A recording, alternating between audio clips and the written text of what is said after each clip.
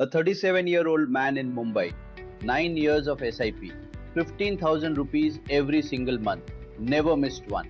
And last month, he almost stopped. Not because SIP had failed, but because he was tired of waiting. And if he had stopped there, he may have walked away just before the curve started bending. He came to me with his portfolio statement. Total invested 16.2 lakh rupees. Current value around 29 lakh rupees. He said, 9 years and this is all I have. Is SIP even worth it? I understood his frustration completely. Because 29 lakh rupees from 16 lakh rupees does not feel exciting. It feels slow. It feels like nothing big is happening. But I told him, don't decide by looking at today's number.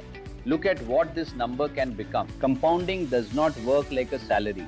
It does not grow by the same amount every year. In the early years, the base is small. 1 lakh rupee at 12% gives you 12,000 rupees. You barely feel it. But when that base reaches 50 lakh rupees, the same 12% creates 6 lakh rupees in 1 year. Same return, same discipline, but completely different impact. This is why the first crore feels the hardest. Not because SIP is weak, but because you are building the base that makes everything else powerful. And this is the part most investors never understand. In my experience working with investors over the years, I've seen the same pattern again and again. Around year 7, year 8, year 9 or year 10, many investors feel like quitting.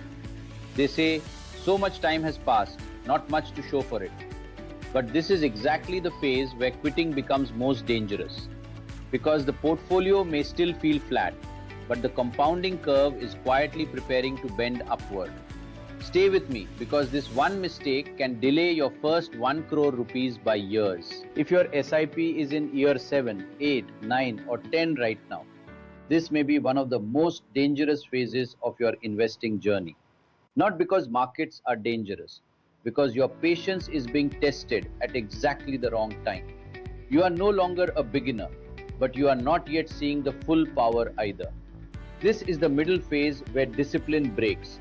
People pause SIPs, chase faster returns, compare with others, and forget why they started.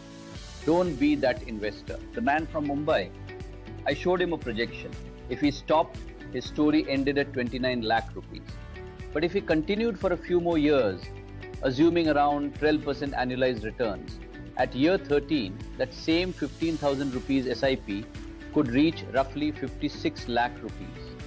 By year 17, it could cross 1 crore rupees. Same SIP, zero drama, just time. That is not a dream. That is just math doing its job quietly. That day, he realized something important. His SIP was not failing. His patience was being tested. And that is true for many investors watching this right now. The wealth you are disappointed with today may be the base that changes everything tomorrow. Next week, I'll walk you through a simple SIP projection, year 10, year 15, and year 20, so you can see exactly how the compounding curve shifts over time. That video may help you see why stopping early is far more expensive than most people realize.